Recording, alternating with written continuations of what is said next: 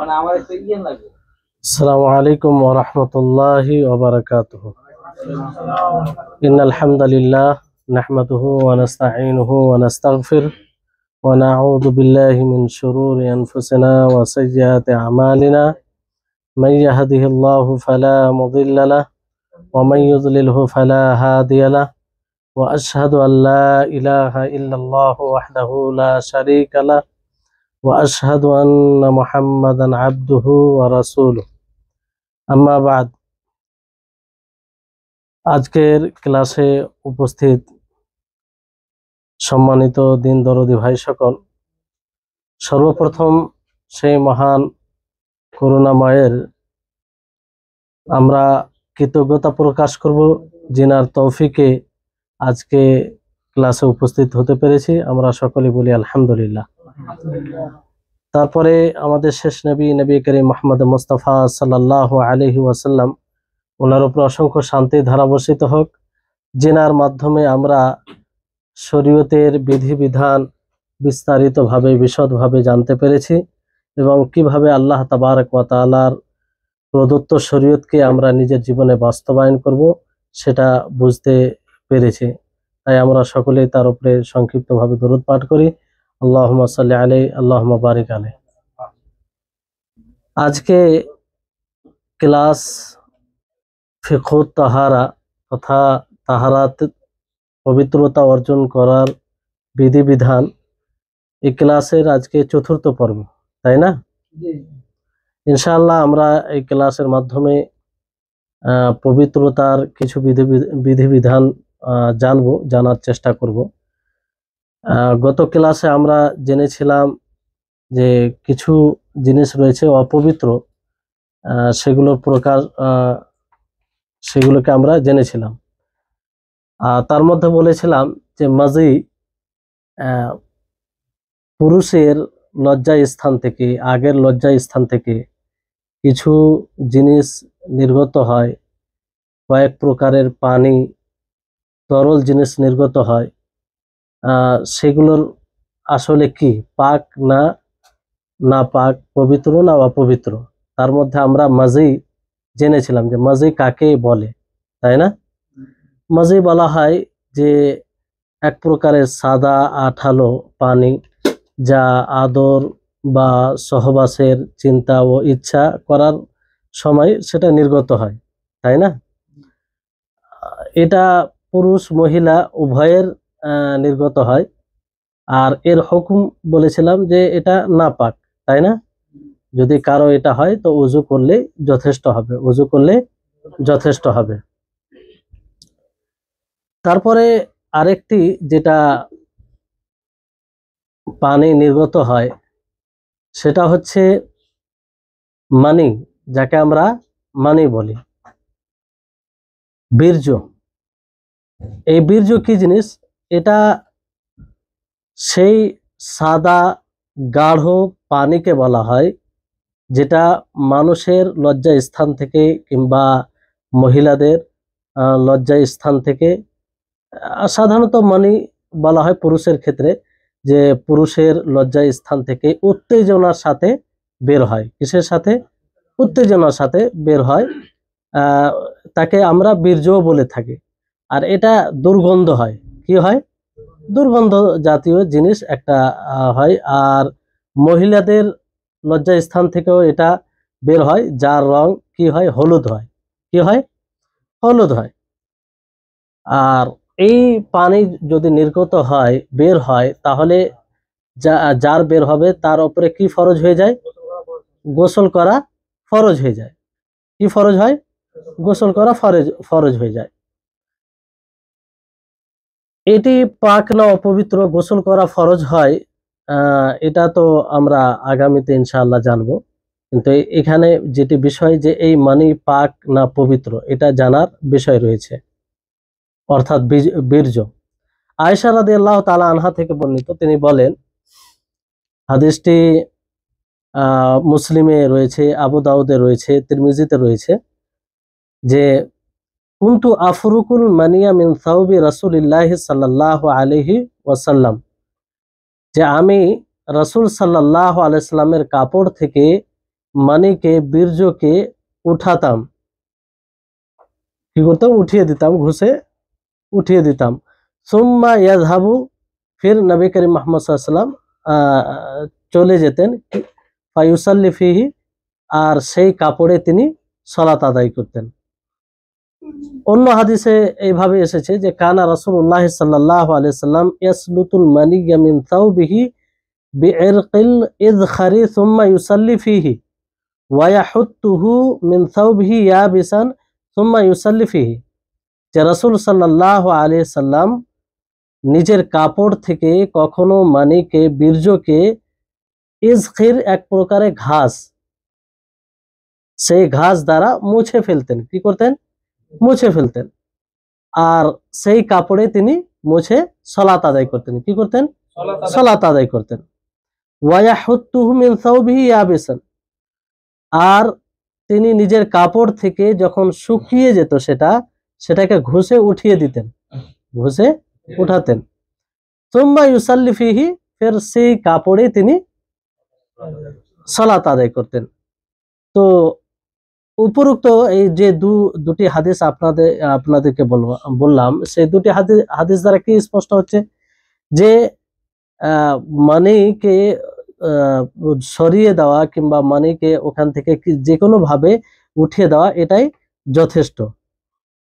মুছে ফেলা অথবা ধুয়ে দেওয়া, যদি সেটা তরল হয়, যদি শুকনো হয় সেটাকে উঠিয়ে দেওয়া, তো সেটা মহিলার হোক অথবা পুরুষের হোক, সেটা তারপরে কি হবে, পবিত্র হয়ে যাবে, তারপরে কি হবে, পবিত্র হয়ে যাবে। তাই এই হাদিস থেকে এটাই, যদিও মতভেদ আছে যে মানুষের বীর্য এটা পাক না না পাক, পবিত্র না অপবিত্র, কিন্তু এখান থেকে হাদিস থেকে স্পষ্ট হয় যে এটা পবিত্র, সঠিক মত অনুযায়ী এটা পবিত্র। কারণ এটা যদি না পাক হতো, অপবিত্র হতো, তাহলে নবী করিম মুহাম্মদ সাল্লাল্লাহু আলাইহি সাল্লাম এটা অবশ্যই বলতেন যে এটা না পাক, যেখানে এই মানে বীর্য লেগে যাবে সেটাকে তোমরা ধৌত করতে হবে, ভালোভাবে ধৌত করবে, তাই না? তো ধৌত করার কথা বলেননি। আয়েশা রাদিয়াল্লাহু তাআলা আনহা তিনি কি বললেন যে আমি মনিকে উঠিয়ে দিতাম, সেটাকে কোনো কিছু দ্বারা উঠিয়ে দিতাম। তো যদি না পাক হতো তো আল্লাহ নবী অবশ্যই বলতেন, কি বলতেন, যে সেটা ধৌত করো, তাই না? তো এখান থেকে এটা স্পষ্ট হচ্ছে যে মানে বীর্য এটা পাক, এটা কি পাক। এবার কারো প্রশ্ন জাগতে পারে, যদি এটা পাপ হয় তাহলে গোসল কেন ফরজ হয়? এটা প্রশ্ন আসতে পারে, কি আসতে পারে? তো আসলে মানে এটা, মানে যেটা বীর্য সেটা পাক, পবিত্র, কিন্তু যে কারণে সেটা নির্গত হয়, বের হয়ে আসে, সে কারণে গোসল ফরজ হয়ে যায়। আসলে মানে বীর্যর কারণে এটা যে মানে আসল যেটা মূল জিনিস সেটার নাপাক, অপবিত্র নয়, আর সেটার কারণে নয়, বুঝতে পারলেন? বের হয়ে আসার কারণে গোসল ফরজ হয়, বুঝতে পারলেন? আর সাহাবায়ে কেরাম রিজওয়ানুল্লাহি আলাইহিম আজমাইন এই মানিকে বীর্যকে পাকই ভাবতেন, যেমন ওমর, আনাস, আবু হুরায়রা রাদিয়াল্লাহু তাআলা আনহু থেকে এটা প্রমাণিত, বুঝতে পারলেন? কারণ এটার ব্যাপারে দ্বিমত আছে, কিছু কিছু ওলামায়ে কেরাম বলেছেন যে এটা নাপাক, এটা অপবিত্র, কিন্তু তাদের মত সঠিক নয়, কারণ এটা মানুষের মূল, এটাই যদি অপবিত্র হয় তো মানুষ অপবিত্র হবে। অথচ মানুষ কি পাক না পবিত্র? মানুষ পাক। তো মানুষ তার মূল যদি অপবিত্র হয় তো মানুষ কি করে পাক হবে, তাই না? তো এইখান থেকে এটা বোঝা যায় যে মানে বীর্য এটা পাক, বুঝতে পারলেন? আর দ্বিতীয় বিষয় হচ্ছে, যদি না পাক হতো তাহলে যে শুকিয়ে যাওয়ার পর উঠিয়ে দেওয়া হতো, তো উঠিয়ে দেওয়ার পরে তার চিহ্ন থাকবে কি থাকবে না, তার প্রভাব থাকবে কি থাকবে না? তাতে কিছু চিহ্ন থেকে যাবে। তারপর আল্লাহর নবী ধোয়ার কথা বললেন না, ধৌত করার কথা বললেন না। তো এ থেকে কি স্পষ্ট যে এটা নাপাক নয়, এটা নাপাক নয়। আরেকটি রিওয়ায়াতে এরকম ভাবে আছে যে কুনতু আগসিলুহু মিন সাওবি রাসূলিল্লাহি সাল্লাল্লাহু আলাইহি ওয়াসাল্লাম সুম্মা ইয়াখরুজু ইলা সলাতি ওয়া আথারুল ইলা সলাতি ওয়া আথারুল গুসলি, যে আমি তাকে ধৌত করতাম। আয়েশা রাদিয়াল্লাহু তাআলা আনহা তিনি বলছেন যে আমি ধৌত করতাম রাসূলুল্লাহ সাল্লাল্লাহু আলাইহি ওয়াসাল্লামের কাপড় থেকে কিকে মানে বীর্যকে, ঠিক আছে। সুম্মা ইয়াখরুজু ইলা সালাত, আবার নবী করিম মুহাম্মদ সাল্লাল্লাহু আলাইহি ওয়াসাল্লাম সালাতের জন্য বের হতেন। ওয়া আসারুল গোসল, আর ধোয়ার পরে যে তার চিহ্ন এটা থেকে যেত, মানে বীর্যর চিহ্ন, দাগ, এটা থেকে যেত ফিসাও ভি সেই কাপড়ে। তারপরও নবী করিম মুহাম্মদ সাল্লাল্লাহু আলাইহি ওয়াসাল্লাম সেই কাপড়ে কি করতেন? সালাত আদায় করতেন। তাহলে এখান থেকে এটা স্পষ্ট হচ্ছে যে মানে বীর্য এটা পাক, এটা পাক। যদি কাপড়ে লেগে যায় আর সেটাকে মুছে ফেলে কেউ, তাহলে সেটাই যথেষ্ট, সেটাই যথেষ্ট। বুঝতে পারলেন? তারপর আরেকটি পানি নির্গত হয় যেটাকে বলা হয় ওয়াদি। কি বলা হয়? ওয়াদি বলা হয়। ওয়াদি কাকে বলে? যে এক প্রকারের গাঢ় সাদা পানি এটা, যেটা পেশাবের পরে, পেশাব করার পরে এটা এই পানিটা বের হয়ে আসে। বুঝতে পারলেন? তো এটাও না, এটা নাপাক। এটা কি? নাপাক। আর এই পানি দ্বারা কি ফরজ হয়? উযু ফরজ হয়। যদি ইবাদত করতে যায় তাহলে উযু করতে হবে। বুঝতে পারলেন?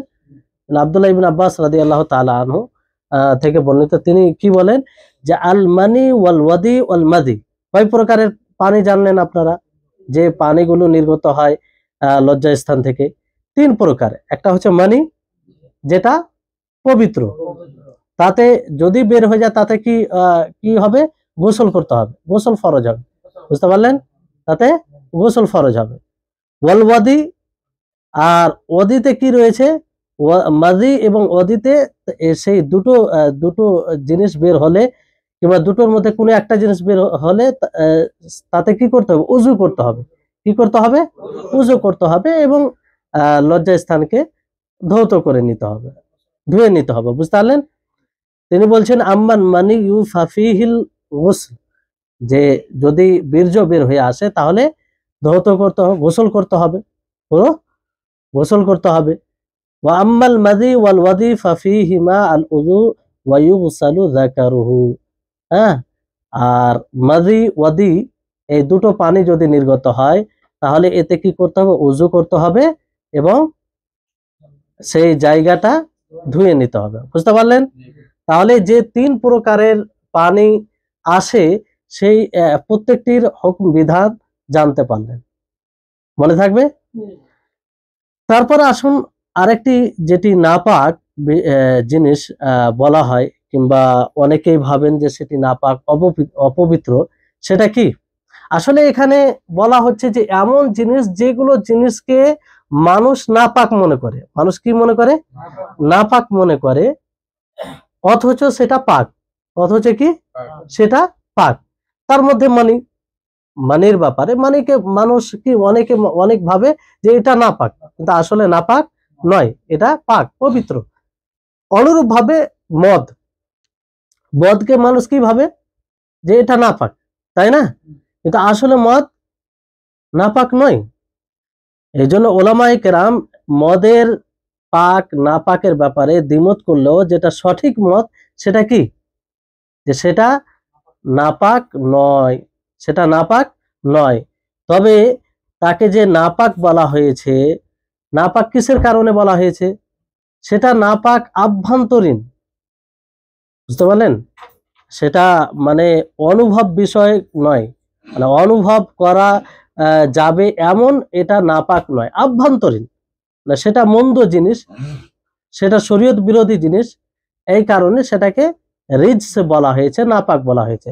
বাকি যেমন মানুষের মল, অন্য যেগুলো নাপাক জিনিস রয়েছে, সেই মতো মদটা কি? নাপাক নয়। বুঝতে পারলেন? তো এটাই হচ্ছে সঠিক মত। যারা বলে যে মদ এটা নাপাক, তারা দলিল দেয় যে ইন্নামাল খামরু, আল্লাহ তাবারক ওয়া তাআলা বাণী, যে ইন্নামাল খামরু ওয়াল মাইসিরু ওয়াল আনসাবু ওয়াল আজলামু রিজসুম মিন আমালিশ শাইতান, যে মদ, জুয়া, মূর্তি পূজা, আর ভাগ্য নির্ণয়ন করার জিনিস, এগুলো কি শয়তানের আমলের মধ্যে পড়ে এবং সেটা রিজস, মন্দ আমল, নাপাক। তো এই আয়াতে আসলে মদ যে নাপাক এর দলিল সুস্পষ্ট নেই, কারণ এখানে রিজস বলতে আভ্যন্তরীণ বিষয়কে বোঝানো হয়েছে, যে আভ্যন্তরীণ এটা নাপাক, সেটা অনুভব বিষয়ক নয়, যে এমন নাপাক নয় যেটা অনুভব করা যায়, বুঝতে পারলেন? সেরকম এটা নাপাক নয়, মানে যাকে বলা হয় যে আর রিজসুল মানবী, আর রিজসুল মানবী, আর রিজসুল হিসসি নয়, মানে এমন নাপাক বিষয় বস্তু নয় যে নাপাককে আমরা অনুভব করব, যে নাপাককে আমরা অনুভব করব। যেমন মল, এগুলো কি নাপাক? তো হ্যাঁ, মানুষের মল এটা নাপাক, এটা হচ্ছে আন-নাজিসুল হিসসি, এটা আন-নাজিসুল হিসসি। আর খামর এটা নাপাক যদি বলি তাহলে এটা কি আন-নাজিসুল মানবী, আভ্যন্তরীণ। তো এই থেকে এটা স্পষ্ট হচ্ছে। আর এই পক্ষে অনেক উলামায়ে কেরাম রয়েছেন, যেমন কিছু লাইস বিন সাদ, রাবিয়া, মুজনি, ইমাম শাফি, তারপরে শেখ আলবানী রাহিমাহুল্লাহ, তিনারা এই কথাই বলেছেন যে মদ এটা নাপাক নয়। নাপাক যে কোরআনে বলা হয়েছে সেটা আসলে আভ্যন্তরীণ, অনুভব বিষয়ক, এটা নাপাক নয়, অপবিত্র নয়, বুঝতে পারলেন? ইবনে উসাইমিন রাহিমাহুল্লাহ তিনিও এই কথা বলেছেন। তার কারণ হচ্ছে যে যখন মদ হারাম করা হয়, সাহাবায়ে কেরাম রিজওয়ানুল্লাহি আলাইহিম আজমাইন মদে অভ্যস্ত ছিলেন কি ছিলেন না? তেনারা মদ অধিকভাবে পান করত, তাই না?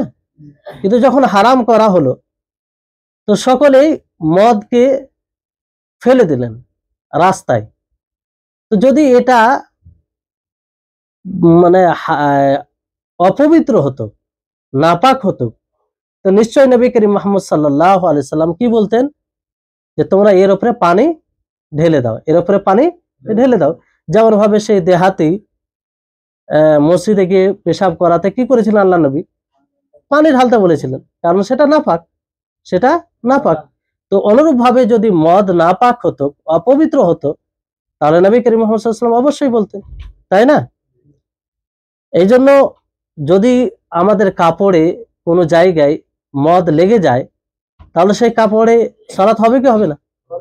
সালাত হবে, কোনো অসুবিধা নেই, কোনো অসুবিধা নেই। কিন্তু যেই বর্তনে, যেই জিনিসে, বাসনে মদ রাখা হয়, সেটা দ্বারা উপকৃত হওয়া যাবে কি যাবে না? অবশ্যই উপকৃত হওয়া যাবে, কিন্তু সেটাকে ধৌত করে নিতে হবে ভালোভাবে। তবে যেগুলো খাস তার জন্য, কিছু কিছু শিশি আছে, বোতল আছে, যে মদই রাখা হয়, তো ওগুলোকে প্রত্যেকখানে ছেড়ে দেওয়া, ব্যবহার না করাটাই উত্তম হবে, ব্যবহার না করাটাই উত্তম হবে, বুঝতে পারলেন? তারপরে আর কিছু বিষয় আমাদেরকে মনে রাখতে হবে, যে মানুষের কিছু কিছু জিনিস আছে, যদিও আমরা স্বভাবগত ভাবে সেটাকে পছন্দ করি না, সেটা পছন্দ না করলে সেটা পবিত্র, অপবিত্র নয়। যেমন বমি, মানুষ যে বমি করে, দুর্গন্ধ আসে কি আসে না? তো এ বমি কি নাপাক, অপবিত্র? অপবিত্র নয়। যদি কারো বমি কাপড়ে লেগে যায়, তো সালাত হবে কি হবে না? হবে, কারণ এটা অপবিত্র নয়, পবিত্র, বুঝতে পারলেন? অনুরূপ ভাবে কাশি, কাশি মুখ থেকে যে আমরা বের করি, তো এটা কি পবিত্র না অপবিত্র? পবিত্র, যদিও আমরা অপছন্দ এটাকে করে থাকি, বুঝতে পারলেন? এটা পবিত্র। অনুরূপ ভাবে যে নাকের ময়লা, নাকের ময়লা, এটা কি পবিত্র না অপবিত্র? পবিত্র। যদি নাকের ময়লা কেউ কাপড়ে মুছে নেয়, নাক মুছে, আর ওই কাপড়ে সালাত আদায় করে, সালাত হবে কি হবে না? সালাত হবে, তাতে কোনো অসুবিধা নেই, কারণ এটা যদিও অপছন্দনীয়, কিন্তু এটা অপবিত্র নয়। অনুরূপ ভাবে থুতু, এজন্য কি বলা হয়েছে যে থুতু যদি কেউ মসজিদেও ফেলে দেয়, আর তার উপরে কিংবা কাপড়ে থুতু করে, আর সেই কাপড় পরে সালাত আদায় করে, কোনো অসুবিধা নেই, বুঝতে পারলেন? কারণ এগুলো যদি আমরা নাপাক বলি, তো নাপাক হওয়ার জন্য দলিল লাগবে। দলিলবিহীন কোনো জিনিসকে আমরা নাপাক, অপবিত্র বলতে পারি না। আর এর ব্যাপারে কোনো সুস্পষ্ট দলিল নেই, যে কোনো সুস্পষ্ট এরকম দলিল নেই যেটা যে হাদিসগুলো, যে দলিল দ্বারা এটা বোঝা যাবে যে এগুলো নাপাক। বুঝতে পারলেন? তারপরে আরো কিছু বিষয় রয়েছে যেগুলো নাপাক। যেমন এক তো আমরা বীর্য পড়লাম, যে মানুষের পুরুষের যে একটা বীর্য বের হয়ে থাকে সেটা উত্তেজনার সাথে, আর সেটা পাক, তাই না? তো মহিলাদের যেটা বীর্য বের হয়, মহিলাদের লজ্জাস্থান থেকে যেটা বের হয়, ওটাকে স্বাভাবিকভাবে আমরা মানি, বীর্য বলি না, তাই না? তো এই ব্যাপারে ওলামায়ে কেরামদের মধ্যে দ্বিমত রয়েছে। তারপরেও সঠিক মত কি, যে তাদের সেটা নাপাক নয়। এটা কোন বীর্য, কোন মানে যে তাদের লজ্জাস্থান থেকে তরলতা বের হয়, সেটা কোনটাকে, যখন তারা গর্ভধারণ করে, অর্থাৎ মিলামেশা যখন করে, যখন গর্ভধারণ করে, তখন এই তরলতা তাদের লজ্জাস্থান থেকে বের হয়ে আসে, তাই না? অথবা কঠোর পরিশ্রম করে, হ্যাঁ, কিংবা বেশি চলাফেরা করে, তখন বের হয়ে আসে।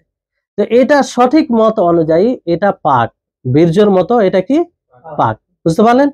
অনেক সময় চলে আসে, তো ভাবে যে এটা পাক না পাক, তো এই সমস্যায় তারা থাকে। বুঝতে পারলেন? তো এই ছিল এগুলো বিষয় নাপাক, কতগুলো নাপাক, যেগুলো নাপাকের প্রকার সমূহ আপনাদেরকে বলা হলো। তারপর আরো কিছু বিষয় আছে, যেমন হিংস্র জন্তু, যেগুলো পশু পাঞ্জা দিয়ে শিকার করে খায়, কোনো পশুকে ধরে নিজেই শিকার করে খায়, সেগুলো পশুর মাংস কি হারাম, তার মানে নাপাক, সেটা খাওয়া যাবে না। হারাম মানে সেটা খাওয়া ভক্ষণ করা যাবে না। বুঝতে পারলেন? আর আরেকটি বিষয় যে গাধার মাংস, এটা কি হারাম, এর পূর্বে আমরা পড়েছি। হ্যাঁ, আর আরেকটি পশু রয়েছে যে জাল্লালা, যাকে কি বলা হয়, জাল্লালা বলা হয়। জাল্লালা মানে যে পশুর অধিকাংশ খাবার ময়লা থাকে। যেমন অনেক দেখবেন গরু আছে, তার মানে জীবিকাই ধরেন যে মানুষের মল খায়, তাই না?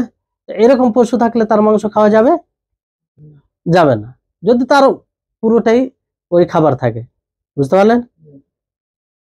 তো এই ছিল নাজাসাত, অপবিত্র কিছু প্রকার, এবং কিছু জিনিসকে আমরা অপবিত্র ভাবি, অথচ সেটা অপবিত্র নয়, পবিত্র, সেগুলো নিয়ে আলোচনা হলো। এবার আসুন, যে যেগুলো জিনিস নাপাক, সেই নাপাক জিনিস থেকে আমরা পবিত্রতা কিভাবে অর্জন করব, তাই না? যেমন আমরা পড়লাম যে ব্লাড, যেটা মেয়েদের মাসে নির্ধারিত দিনে ব্লাড আসে, রক্ত আসে, যেটাকে হেজ বলা হয়, সেই হেজের রক্ত থেকে কি করে পবিত্রতা অর্জন করব? পবিত্রতা অর্জনের পদ্ধতি কি, যদি কোনো কাপড়ে লেগে যায়? বুঝতে পারলেন? তো আসমা বিনতে আবু বকর রাদিয়াল্লাহু আনহা থেকে বর্ণিত, তিনি বলেন যে জাআত ইমরাতুন ইলা নবী সাল্লাল্লাহু আলাইহি ওয়াসাল্লাম ফাকালাত ইহদানা ইউসিবু সাওবাহা মিন দামিল হাইদাতি কাইফা তাসনাউ, ফাকালা তাহুত্তুহু সুম্মা সুম্মা তুকরিসুহু বিল মাই সুম্মা তানজাহুহু সুম্মা তুসাল্লি ফিহি।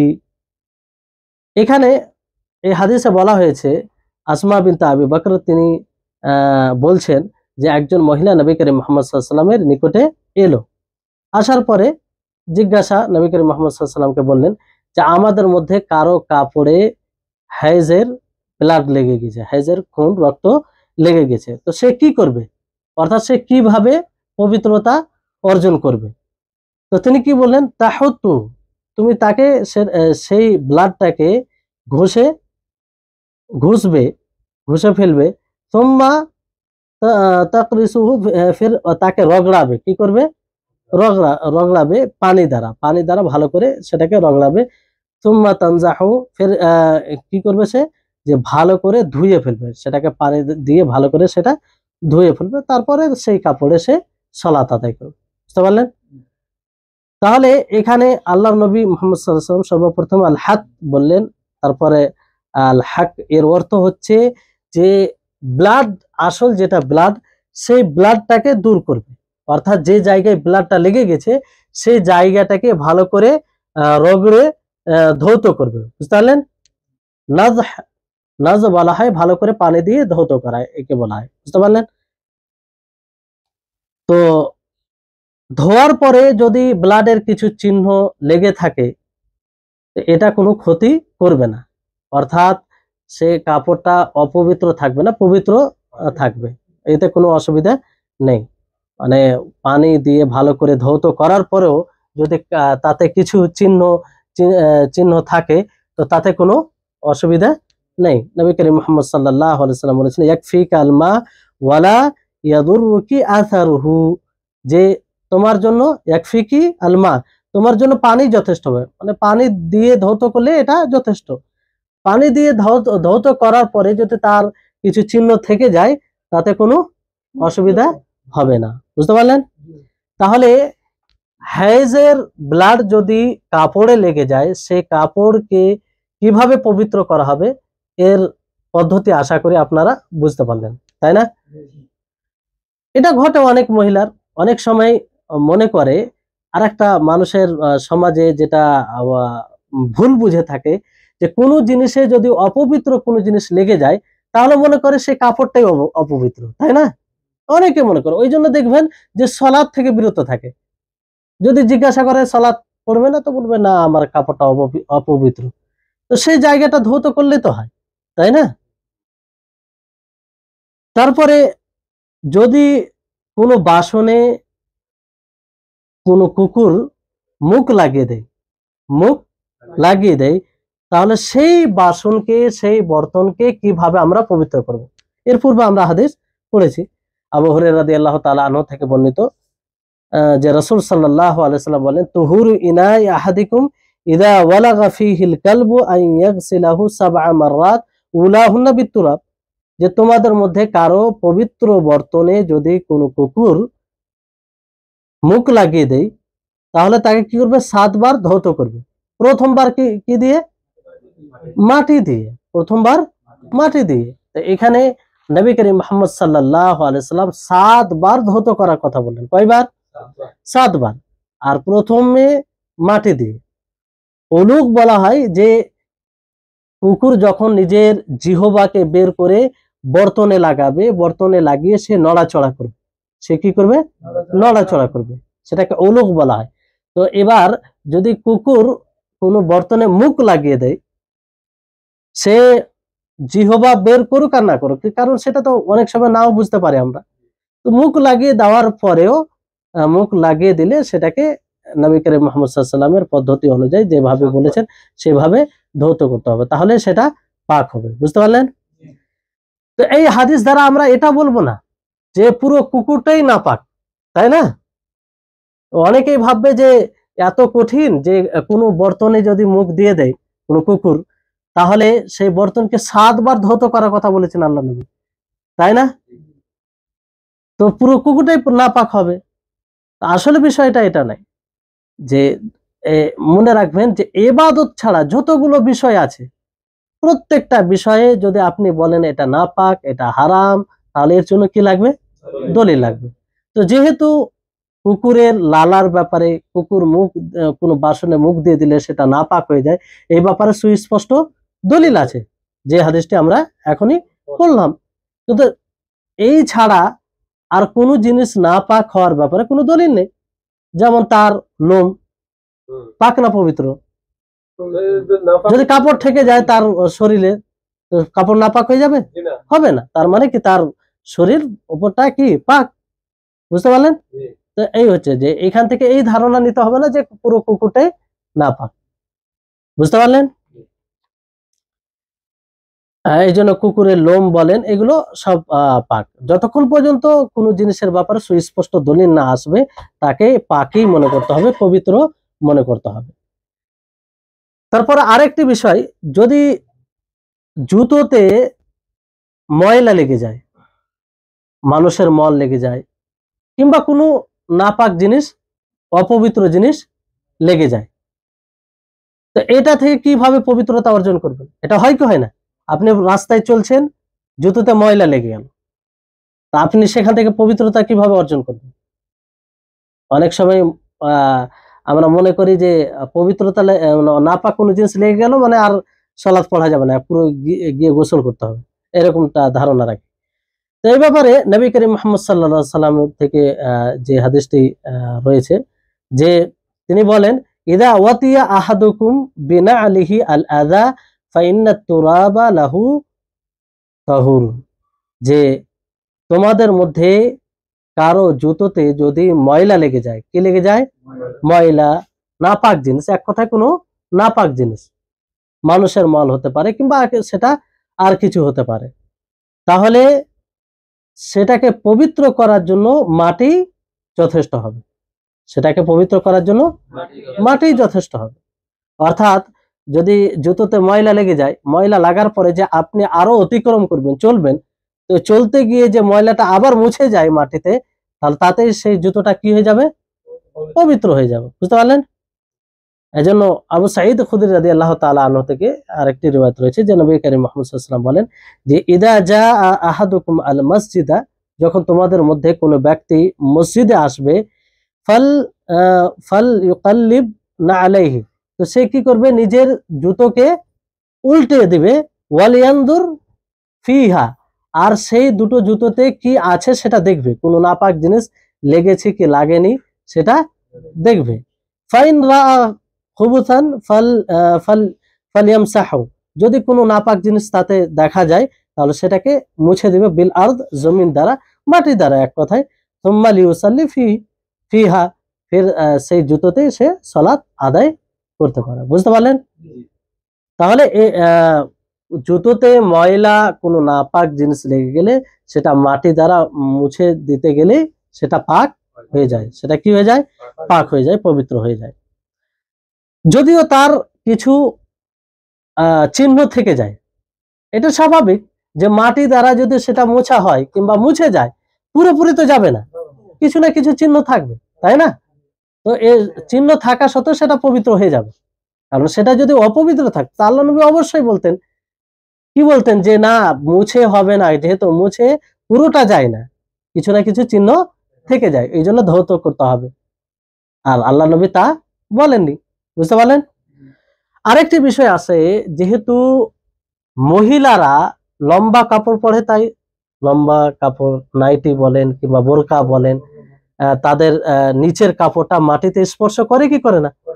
তো অনেক সময় রাস্তাতে ময়লা আবর্জনা থাকতেই পারে, অনেক সময় এমন এমন পথ থাকে যে সেখানে ময়লা আবর্জনা, মানুষের মল পর্যন্ত থাকে, কিংবা মানুষের মল না হলে অন্য নাপাক জিনিস থাকে, তো সেই কাপড়ে যদি লেগে যায় তো সেটা থেকে কিভাবে পবিত্রতা অর্জন করবে, তাই না? আর অবশ্যই প্রত্যেক মহিলাকে লম্বা কাপড় পরা উচিত, যাতে তার কাপড়টা মাটিতে, জমিনে স্পর্শ করে, এটাই পদ্ধতি। সাহাবিয়াত রিদওয়ানুল্লাহি আলাইহিন্না আজমাইন, তেনারা সকলেই এত লম্বা কাপড় পরতেন যে মাটিতে স্পর্শ করে যেত, যেটা হাদিস দ্বারা এটা মানে প্রমাণিত। তো তারা কিভাবে, যে এক সাহাবিয়া, একজন মহিলা উম্মে সালমা রাদিয়াল্লাহু তাআলা আনহাকে বলেন যে ইন্নী উতিলু যাইলি ওয়া আমশি ফিল মাকানিল কাদির, যে আমার কাপড়টা এত লম্বা যে নিচের অংশটা ঝুলে মাটিতে স্পর্শ করে যায়, আর আমি ময়লাযুক্ত জায়গা দিয়ে অতিক্রম করি, পার হই।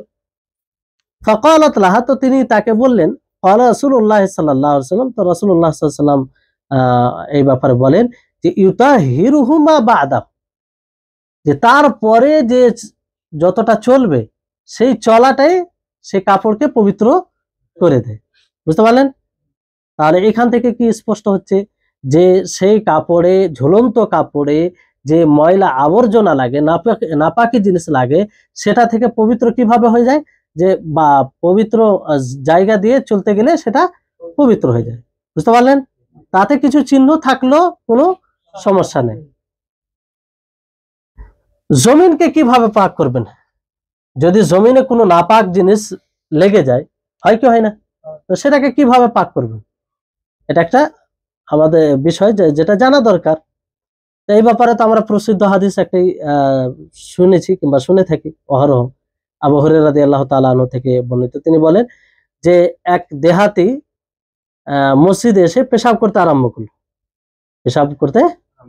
তো মানুষ সাহাবায়ে কেরাম তাকে বাধা দেওয়ার প্রচেষ্টা করলো। তো আল্লাহ নবী বললেন দাউহু, তাকে ছেড়ে দাও, তাকে ছেড়ে দাও। ওয়া আরিকু আলা বাউলিহি সাজলাম মিন মাইন আও যানুবাম মিন মাইন, তাকে ছেড়ে দাও। তার পেশাব, তার যখন পেশাব কমপ্লিট হয়ে গেল, তখন আল্লাহ নবী বললেন যে তার পেশাবের ওপরে এক বড় বালতি পানি দিয়ে দাও।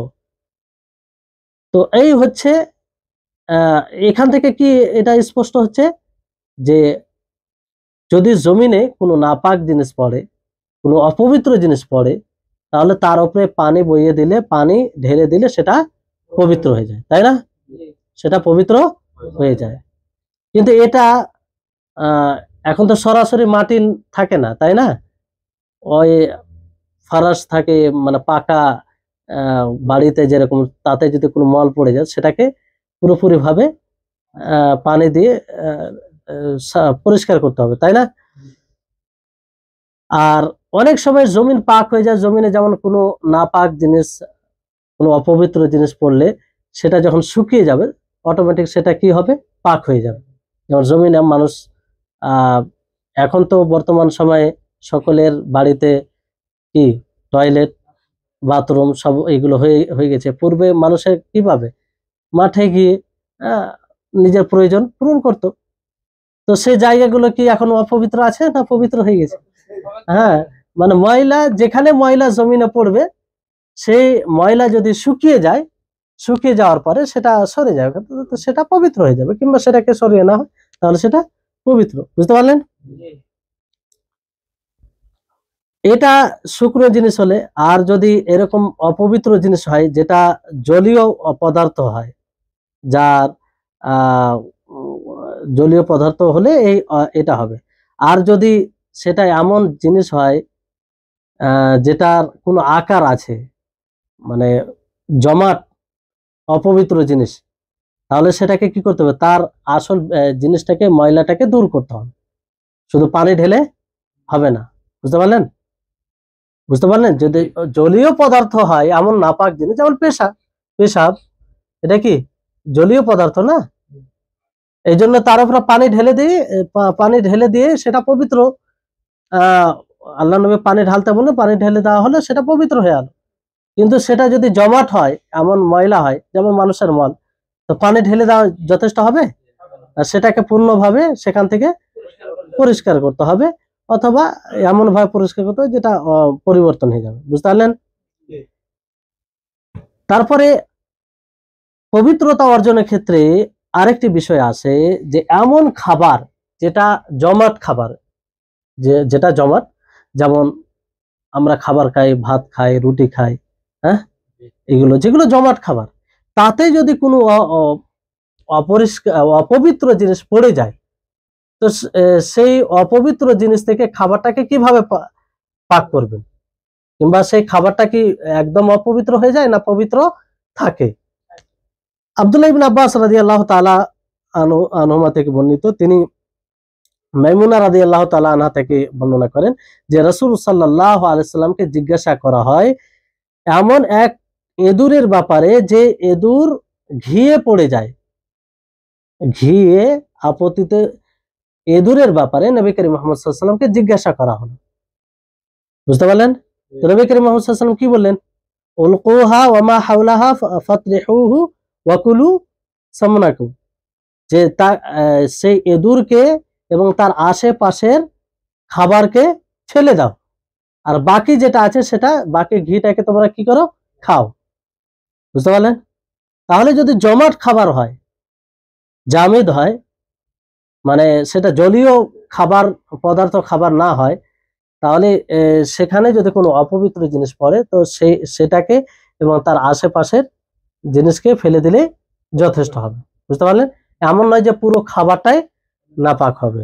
বুঝতে পারলেন? জুমহুর ওলামায়ে কেরাম, অধিকাংশ ওলামায়ে কেরাম দুটোর মধ্যে পার্থক্য করেছেন যে এটা পার্থক্য হবে এটা জমাট খাবারের জন্য, কিন্তু যদি এমন খাবার হয় যেটা জলীয় পদার্থ হয়, বুঝতে পারলেন, তাহলে সেখানে কি করবেন, যদি যদি তাতে কোনো অপবিত্র জিনিস পড়ে যায়, যেমন ধরেন পানি, হ্যাঁ, যেমন পানীয় জিনিস, তাতে যদি কোনো অপবিত্র জিনিস পড়ে যায় তাহলে কিভাবে পাক করবেন। তো এই ব্যাপারে কিছু ওলামায়ে কেরাম বলেছেন যে একদম পুরোটাই অপবিত্র হয়ে যাবে, যেহেতু এখানে আলাদা করা এটা সম্ভব নয়। কিছু ওলামায়ে কেরাম বলেছেন যে না, পবিত্র অতক্ষণ পর্যন্ত হবে না যতক্ষণ পর্যন্ত পরিবর্তন না হবে। পানির তার যে ওয়াসফ রয়েছে সেগুলো যখন পরিবর্তন হয়ে যাবে তখন সেটা নাপাক হবে, পরিবর্তন না হওয়া পর্যন্ত নাপাক হবে না, বুঝতে পারলেন। আর এটাই সঠিক। বিভিন্ন ওলামায়ে কেরাম যেমন ইমাম বুখারী, জুহরি, ইবনে তাইমিয়া, তিনারা এই এই এই কথাই বলেন, বুঝতে পারলেন। তাহলে ঘি অথবা কোনো জমাট খাবারে যদি ইঁদুর অথবা আর অন্য কোনো জিনিস পড়ে যায়, তাহলে সেই যেখানে পড়ে যদি মারা যায় তাকে ফেলে দিতে হবে এবং তার আশেপাশের খাবারকে ফেলে দিতে হবে, বাকিটা খাওয়া যাবে, বুঝতে পারলেন। কিন্তু বিষয়টি হচ্ছে এটা তখন যদি কোনো এমন এঁদুর পড়ে যায় যে এঁদুরটি পড়ে আবার বের হয়ে যায়, মানে সে জীবিত আছে, মারা যায়নি, বুঝতে পারলেন, তাহলে এতে সে ঘিটা পাক থাকবে না নাপাক থাকবে, পবিত্র থাকবে না নাপাক হয়ে যাবে, না পবিত্র থাকবে। মারা গেলে তাকে যদি উঠিয়ে ফেলে দেওয়া হয় আর তার আশেপাশের জিনিসকে উঠিয়ে দেওয়া হয় তাহলে সেটা পবিত্র থাকবে, তো সে তো জীবিত আছে, তো সেটা পবিত্র থাকবে, সেটা কি থাকবে, পবিত্র থাকবে। এতে সেটা জলীয় হোক, জলীয় পদার্থ হোক অথবা জমাট খাবার হোক, বুঝতে পারলেন বিষয়টি, বুঝতে পারলেন যে যদি কোনো এঁদুর কোনো খাবারে, জলীয় পদার্থের খাবারে অথবা কোনো জমাট খাবারে পড়ে আবার বের হয়ে যায়, সে মারা যায়নি, তাহলে সেই খাবারটা কি থাকবে, পাক থাকবে, সেটা পাক থাকবে, অপবিত্র হবে না, বুঝতে পারলেন। তারপর কোনো এরকম ঝকঝকে জিনিসে যদি অপবিত্র জিনিস পড়ে যায়, যেমন আয়না রয়েছে, চাকু রয়েছে, হ্যাঁ, কাঁচের কোনো বিষয় রয়েছে, কাঁচের গ্লাস বলেন কিংবা আর কিছু পাত্র বলেন, তো তাতে কোনো অপবিত্র জিনিস পড়লে সেটাকে মুছে দিলে সেটা পবিত্র হয়ে যায়, সেটাকে পানি দিয়ে ধৌত করতে হবে এমন কোনো বিষয় নাই, ঠিক আছে। আর ধরেন যে কোনো জায়গায় পানি বদ্ধ হয়ে আছে, কুয়া আছে, সেখানে যদি কোনো একটা মরা পশু পড়ে যায়, মরা পশু পড়ে যায়, তাহলে সেই পানিটা পাক হবে না না পাক হবে, পবিত্র হবে না অপবিত্র হবে, হ্যাঁ, অপবিত্র হবে। কি হবে, অপবিত্র হবে না। কতক্ষণ পর্যন্ত হবে না, যতক্ষণ পর্যন্ত সেই পানির তিনটি যে বৈশিষ্ট্য রয়েছে সেই তিনটি বৈশিষ্ট্যের মধ্যে কোনো এক বৈশিষ্ট্য পরিবর্তন না হবে, বুঝতে পারলেন, ততক্ষণ পর্যন্ত অপবিত্র হবে না। তারপরে আসুন একটা গুরুত্বপূর্ণ বিষয় যেটা আমাদের সবসময় দরকার পড়ে কিংবা আমাদের সকলকে জানা উচিত, সেটা হচ্ছে যে নাপাক জিনিসকে দূর করতে গিয়ে কি আমাদের জন্য জরুরি যে আমরা পানি দ্বারাই সেটা দূর করব, না অন্য কিছু দ্বারাও দূর করতে হবে। এতে তো কারো কোনো দ্বিমত নেই, ইখতিলাফ নেই যে পানি দ্বারা দূর করলে কোনো সমস্যা হবে, জানেন, পানি দ্বারা দূর করা এটা উত্তম, কিন্তু পানি ছাড়া পানি দ্বারাই কি আমাদেরকে সেই নাপাক জিনিসটা, অপবিত্র জিনিসটা দূর করতে হবে? এই ব্যাপারে অধিকাংশ উলামায়ে কেরাম বলেন যে পানি দ্বারাই আসল সেই নাপাক জিনিসটা দূর করতে হবে। কি দ্বারা, পানি দ্বারা, পানি দ্বারা সেটাকে দূর করতে হবে। আর এক্ষেত্রে আবু হানিফা, আবু ইউসুফ এনারা এই কথাই বলেছেন যে নির্ধারিত পানি দ্বারাই সেটা দূর করতে হবে। কিন্তু সঠিক যেটা মত, সঠিক যেটা এই ব্যাপারে বিধান হচ্ছে, যেমন ইমাম শাওকানি রাহিমাহুল্লাহ বলেন যে আসল হচ্ছে যে পানি দ্বারা সেটা দূর করবে, কারণ এটা উত্তম। এবং পানি ছাড়া যদি কেউ অন্য কিছু দ্বারা সেটাকে দূর করে তাহলে সেটা কি হবে? পাক হবে। নির্ধারিত বলা যাবে না যে পানি দ্বারাই নাপাক জিনিসকে দূর করা যাবে, মানে পানি দ্বারাই দূর করতে হবে সব সময় এটা বলা যাবে না। তবে পানি দ্বারা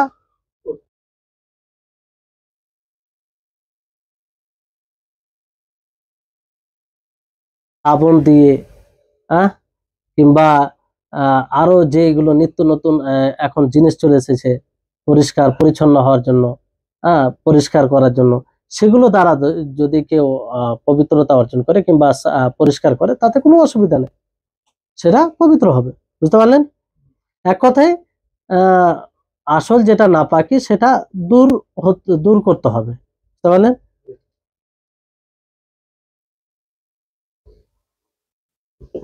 দ্বিতীয় বিষয় হচ্ছে যে যদি কোনো নাপাক জিনিস, অপবিত্র জিনিস অন্য কোনো জিনিসে পরিবর্তন হয়ে যায়, অন্য কোনো জিনিসে পরিবর্তন হয়ে যায়, তাহলে সেটা ব্যবহার করা যাবে কি যাবে না? সেটা ব্যবহার করা যাবে কি যাবে না? তো এই ব্যাপারে যেমন ধরেন যে কোনো মরা পশু, কিংবা মল কিংবা যে কোনো নাপাক জিনিস, সেটাকে জ্বালিয়ে দেওয়া হয়েছে, জ্বালিয়ে দেওয়ার পরে সেটা কি হয়ে গেছে? ছাই কিংবা মাটি। তো ছাই মাটি হয়ে যাওয়ার পরে সেটা অপবিত্রই থাকে না পবিত্র হয়ে যায়? সেটা পবিত্র হয়ে যায়। তো এই জন্য সেটাকে ব্যবহার করা তখন কোনো অসুবিধা হবে না। বুঝতে পারলেন? তারপরে এই পাক পবিত্রতার বিষয়ে কিছু গুরুত্বপূর্ণ বিষয় আমাদেরকে জানতে হবে। ঠিক আছে? যেমন আপনার যে কোনো বিড়াল রয়েছে, বিড়াল যদি কোনো নাপাক জিনিস খায়, অপবিত্র জিনিস খায়, তারপরে সে পানি পান করে, কি করে? পানি পান করে, তার মুখ থেকে অপবিত্র জিনিস দূর হয়ে যাওয়ার পরে, মানে আপনি দেখলেন যে একটা বিড়াল নাপাক জিনিস খেলো, খাওয়ার পরে তার মুখে আর নাপাক জিনিসটা লেগে নাই, তারপরে সে পানি পান করলো, আপনি পানি রেখেছেন, সে পানিতে মুখ দিয়ে সে পানি পান করলো, তো সেই পানিটা কি হবে? নাপাক হবে? নাপাক হবে না, যেহেতু মুখে সেই নাপাকিটা লেগে নেই, তো নাপাক হবে না, ওটা পাকই থাকবে, পবিত্র থাকবে। দেখেন, এগুলো জানার বিষয় আছে। বাড়িতে এগুলো হয় কি হয় না, যে আপনার বাড়িতে বিড়াল আছে, দুটো তিনটে বিড়াল আছে, পানি রেখেছেন কিংবা খুব সুন্দর করে জুস বানিয়ে রেখেছেন, খুব খাবো মনে করে, হঠাৎ করে দেখলেন এই এক বিড়ালকে দেখলেন যে অন্য নাপাক জিনিস খেয়েছে, আবার আপনার প্রিয় জিনিসে মুখ লাগিয়ে দিয়েছে, তা আপনি অপবিত্র মনে করে সেটা ফেলে দিলেন, আপনার আশা থেকেই গেল। কিন্তু বিধানটা জানা থাকলে আশাটা ভঙ্গ হবে আপনার, সেটা পাক থাকবে, খেতে পারে। কিন্তু বিষয়টা আছে, যদি তার মুখে নাপাক জিনিসটা লেগেই থাকে, সে বিড়ালটি অন্য জায়গা থেকে নাপাক কোনো জিনিস খেলো, খাওয়ার পরে তার মুখে লেগে আছে নাপাক যেটা খেয়েছে সে, তারপরে সে আপনার প্রিয় জিনিসে মুখ দিয়েছে। বুঝতে পারলেন? তো সেখানে কি হবে? তাতে পানি নাপাক হয়ে যাবে না পাক থাকবে? সঠিক হচ্ছে যে নাপাকের হুকম অতক্ষণ পর্যন্ত লাগানো যাবে না যতক্ষণ পর্যন্ত তাতে পরিবর্তন না দেখা দেয়। হ্যাঁ, ওই তিনটি শর্তের মধ্যে তাতে পরিবর্তন যখন হয়ে যাবে কোনো একটি, তখন সেটা নাপাক হবে, আর পরিবর্তন না হলে সেটা নাপাক হবে না। বুঝতে পারছেন তো?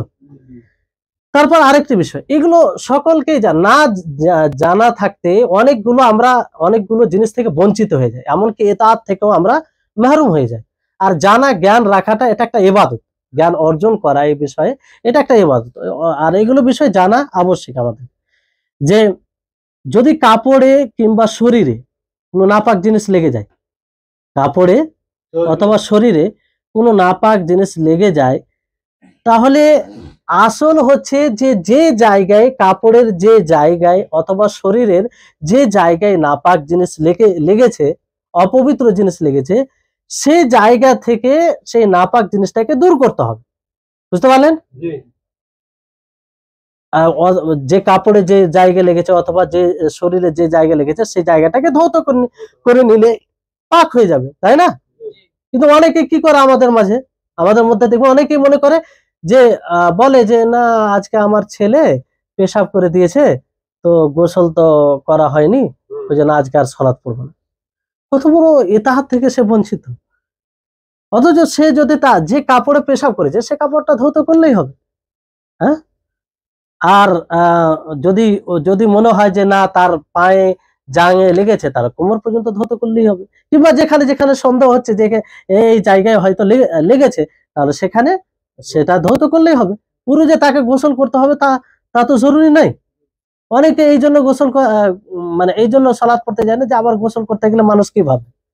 হ্যাঁ, মানুষ হয়তো ভাববে যে এই যে আমাদের সমাজে এটা খুব বড় পরিতাপের বিষয় যে আমরা শরীয়তের বিধানের উপরে যখন আমল করতে যাই তখন লজ্জা করি। অনেকেই দেখবেন যে স্বামী স্ত্রী মিলন করার পরে শুধু এই কারণে সে সালাত আদায় করে না যে গোসল করা হয়, আর গোসল এই কারণে করে না যে তাকে লোকেরা কি বলবে। না, নিজের লজ্জাকে আল্লাহর মানে যে এতাআত তার উপরে প্রাধান্য, অথচ এটা লজ্জার কোনো বিষয় নাই। সকলেই তো জানে স্বামী স্ত্রী যখন তখন তাদের সংঘর্ষ হতেই পারে, মিলন হতেই পারে। অনেকেই দেখবেন, অনেকেই কি আমাদের মাঝেও অনেকে হতে পারে, আল্লাহ তাদেরকে হেদায়েত দান করুন। এটা বড় পরিতাপের বিষয় যে ওই অবস্থায় থেকে যায়, আর ও যতক্ষণ পর্যন্ত সে গোসল করে না স্বাভাবিক সে সালাত আদায় করতে পারবে না। কারণ আমাদের এলাকায়, গ্রাম এলাকায় কি হয়, আলাদা গোসলখানা তো হয় না, মানে ওরকম সেপারেট হয় না যে পোশাক পরে যাবে আর গোসল করে আবার পোশাক পরে বের হয়ে যাবে, মানুষ বুঝতেই পারবে না। গ্রাম্য এলাকায় কি হয় যে গোসল করতে গেলে সবাই জানতে পারবে, তো সে লজ্জাবোধ মনে করে, সংখ্যা করে, আর এই কারণে ফজরের সালাত অনেক ত্যাগ করে দেয়। এই কারণে ফজর সালাত কি করে, ত্যাগ করে দেয়। সে নাপাক অবস্থায় থাকে আর সেই এতে প্রায় 10টা 11টায় গোসল করে। বড় পরিতাপের বিষয়। আল্লাহ হেফাজত করুক, কিংবা তাদেরকে সঠিক বুঝ দান করুক। তারপরে আরেকটি বিষয় যে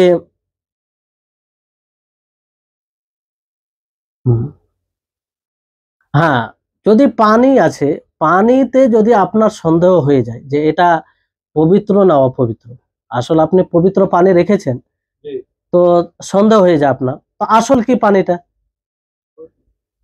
পানিটা আসল,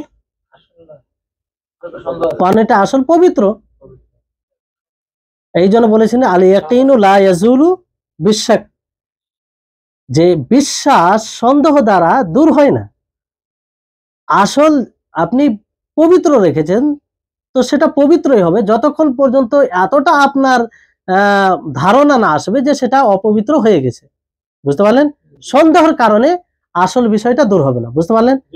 তো এই অনেক সময় মনে হয় যে এই পানিটা রাখলাম, না জানি সন্দেহ হচ্ছে পাক না পবিত্র, তো সেখানে আসল পবিত্র, কারণ আপনি আসলে পবিত্র ওটাকে রেখেছেন। বুঝতে পারলেন? আর এরকম আপনার যে কোনো ব্যক্তি যদি অজান্তে অজান্তে অথবা অজ্ঞতাবশত কিংবা ভুলে গিয়ে নাপাক সহ নাপাক জিনিস কাপড়ে লেগে আছে, তার সাথে সাথে সেই নাপাক জিনিস লাগা থাকা সাথে সেই কাপড়ে সে সালাত আদায় করে নেয়, সালাত আদায় করে নেয়, তো তাকে কি আবার পুনরায় সালাত আদায় করতে হবে? তাকে পুনরায় সালাত আদায় করতে হবে না, যেটুকু করেছে তার সঠিক হবে। বাকি যে সময় তার মনে পড়বে সে সময় তাকে সে কাপড়টা পরিবর্তন করতে হবে। বুঝতে পারলেন? যদি সালাতের মধ্য সময় মনে পড়ে, তাহলে সে সময় যদি সম্ভব হয় সেটা দূর করা, তো সালাতরত অবস্থায় দূর করে দিবে, চেঞ্জ পরিবর্তন করে দিবে। যেমন জুতায় আল্লাহ নবী জুতো পরে সালাত পড়ছিলেন, তাই না? তো হঠাৎ করে আল্লাহ নবী জুতো খুলে দিলেন, সাহাবায়ে কেরাম রিজওয়ানুল্লাহি আলাইহিম আজমাইন তিনারাও নিজের নিজের জুতোকে খুলে দিলেন, যে আল্লাহ নবী খুলেছেন তো আমরাও খুলে দিই, তো তিনারাও খুলে দিলেন। তো সালাতের পরে সালাত যখন শেষ হলো, আল্লাহ নবী জিজ্ঞাসা করলেন যে তোমাদের কি হয়েছে, তোমরা কেন নিজের জুতোকে খুলেছো? কারণ আমাকে জিবরিল আলাইহিস সালাম সে খবর দিয়েছে যে আমার জুতোতে ময়লা লেগে আছে, সেটা অপবিত্র হয়ে আছে, এই জন্য আমি খুলে দিয়েছিলাম, তো তোমরা কেন খুলেছে? যেহেতু তারা নবী সাল্লাল্লাহু আলাইহি ওয়াসাল্লামের অনুসরণে খুব এগিয়ে ছিল, নবী সাল্লাল্লাহু আলাইহি ওয়াসাল্লামকে খুলতে দেখে তারা খুলে দিয়েছিলেন। তো যদি নাপাক অবস্থায় যতটুকু ইবাদত হয়েছে সেটা সঠিক না হতো, তো আল্লাহ নবী আবার পুনরায় সালাত পড়তেন, তাই না? পুনরায় না পড়ার কারণ তিনি না অজান্তে এটা পড়েছিলেন, আর সেটা সঠিক। যদি সঠিক না হতো তো আল্লাহ নবী আবার পুনরায় পড়তেন, আবার পুনরায় কি করতেন? পড়তেন। বুঝতে পারলেন? আর যে কোনো নাপাক জিনিস, অপবিত্র জিনিস, সেটা দ্বারা কি করা যাবে না? চিকিৎসা করা যাবে না, সেটাকে ঔষধ হিসেবে ব্যবহার করা যাবে না। অথবা যে কোনো হারাম জিনিস, যে জিনিসটাকে আল্লাহ তাআলা হারাম করেছেন, সেটা দ্বারা মানে সেটা ব্যবহার করা যাবে না। বুঝতে পারলেন? কারণ আল্লাহ তাআলা নবী করিম মুহাম্মদ সাল্লাল্লাহু আলাইহি ওয়াসাল্লাম কি বলেছেন যে ইন্নাল্লাহ তাআলা লাম ইয়াজআল শিফা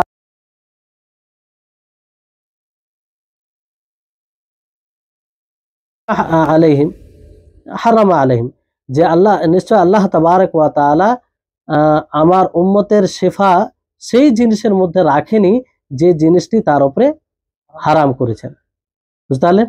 তাহলে হারামকৃত জিনিস দ্বারা কি করা যাবে না? পবিত্র মানে ঔষধ চিকিৎসা হিসাবে সেটা ব্যবহার করা যাবে না। বুঝতে পারলেন? আরো আরেকটি বিষয় বলে আজকের ক্লাস শেষ হবে ইনশাআল্লাহ। বিষয়টি হচ্ছে যে যদি নাপাক জিনিসকে ব্যবহার, সেই নাপাক জিনিসকে কি ব্যবহার করা যাবে? যেই নাপাক জিনিস মানুষ থেকে বিচ্ছিন্ন আর কি। বুঝতে পারলেন? মানে মানুষের জন্য সেটা ব্যবহার করা হয় না, অন্য কারোর জন্য ব্যবহার করা। একটা জিনিস নাপাক, অপবিত্র, সেটা অন্য কারোর জন্য ব্যবহার করা যাবে কি যাবে না? যেমন মরা পশু, সেটা পাখিদেরকে খাওয়ানো আমাদের জন্য তো হারাম, তো সেটা পাখিদেরকে খাওয়ানো হালাল হবে না হারাম হবে? সেটা কি হবে? হালাল হবে। বুঝতে পারলেন? এরকম ধরেন নাপাক কাপড়, অপবিত্র কাপড়, সেটা যদি কোনো আমরা পশুকে পড়ানো যাবে কি যাবে না? যাবে, এতে কোনো অসুবিধা নেই। অনুরূপ ভাবে আপনার যে কোনো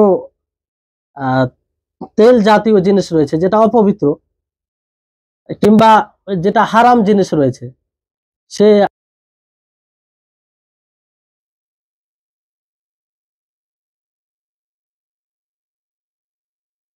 ব্যবহার করেন। আপনার সামনে মদ আছে কিংবা মদের দোকান আছে, সেটাই পেয়েছেন, আর সেই মদ দ্বারা যদি আপনি আগুন নিভান, এটা আপনার জন্য জায়েজ হবে? জায়েজ হবে, এতে কোনো অসুবিধা নেই। বুঝতে পারলেন? তাই হচ্ছে আজকের এই সংক্ষিপ্ত ক্লাস। এখানে আমরা